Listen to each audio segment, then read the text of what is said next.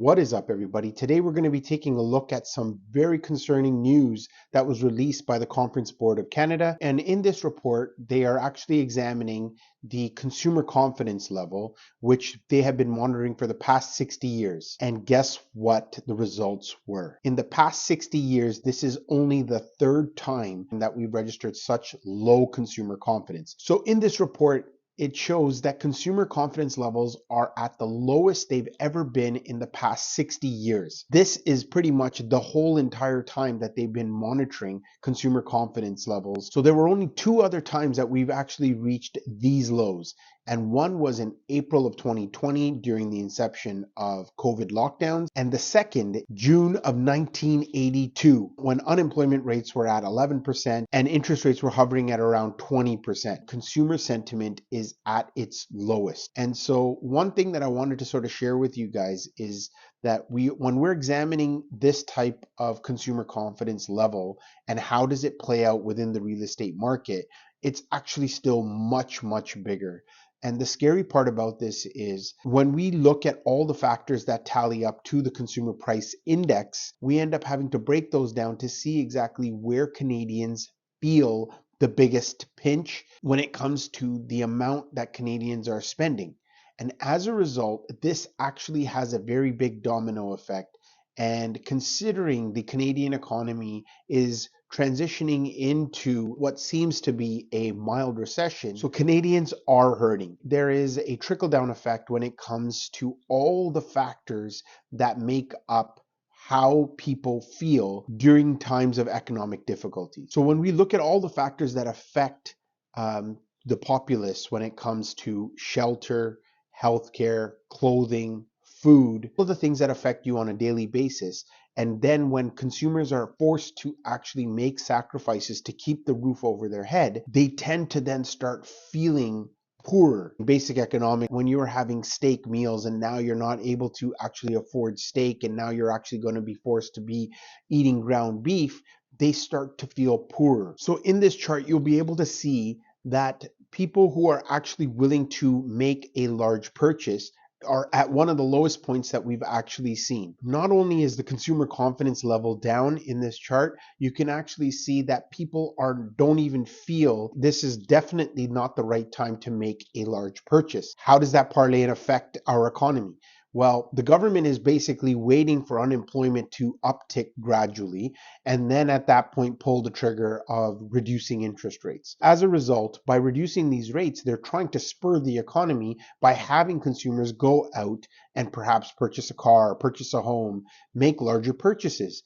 Consumers are not feeling confident. We've been double crossed by the Bank of Canada when we were told interest rates were going to remain low. So the Bank of Canada was enticing Canadians to go out, make those large purchases, and feel confident that rates were not going to go up. Fast forward a couple years, and now you can see the effects of what high inflation has done. So not only do Canadians feel the pinch when it comes to their earnings, not only do Canadians feel the pinch when it comes to their confidence levels, they're also feeling that pinch where they do not feel safe in making a large purchase. The incentive of having lower interest rates might not be enough for people to feel confident enough to go out and purchase a home or make a large purchase. So as we look at what consumers are doing, they're actually still piling on the credit card debt because they're struggling with affordability during this high inflationary period. So credit card debt has actually increased in the last quarter by $392. We're now up to $4,119. So people are basically just putting their debts on their credit cards. They don't have any other means, and they're probably crossing their fingers hoping that rates come down and then they'll be able to weather this storm.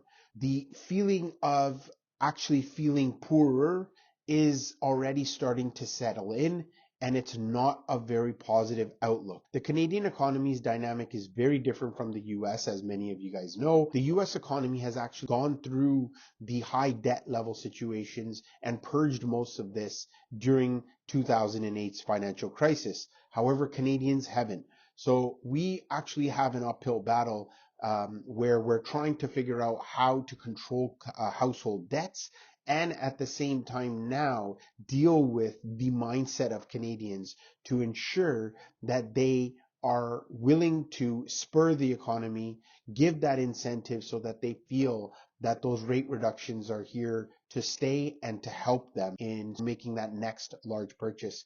Comment below and let me know how you feel about what this report means, and if you feel that this is something that's going to be a much larger and have a more lagging effect on the economy, and perhaps it might lead into something a little bit deeper than just a mild recession, where we just sort of lag and sit in this lull, where the economy just doesn't want to move because no one, especially when it comes to businesses, not wanting to invest in their business because they don't feel the confidence in investing in their business and making that return on their investment. Now, the worst part about when it comes to businesses is that we've had over 400,000 people come into Ontario alone when it comes to immigration numbers. That does not include the number of people that have moved in other areas of Canada. So when we look at this and we're looking at these people who are coming into the country need jobs and they're not going to necessarily have these jobs, what are we going to be doing?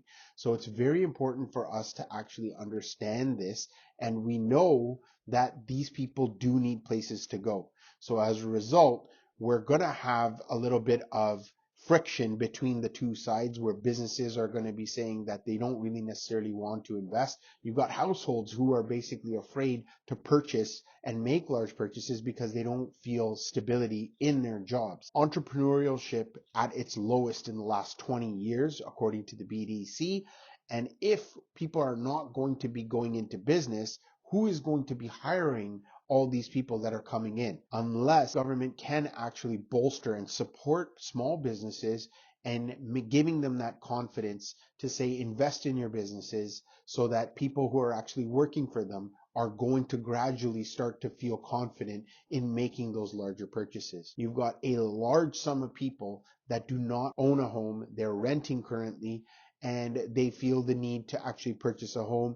So that will also be something that we'll have to see, is what vehicle should they be investing in. I hope you like the content that I provided today. Be sure to like, subscribe, and comment below on what direction you feel the economy is headed into. Do you feel that we're going to be sluggish, or do you feel that we'll be able to come out of this quite unscathed, and the economy will turn upwards with high consumer sentiment when it comes to making larger purchases? We'll see you on the next one.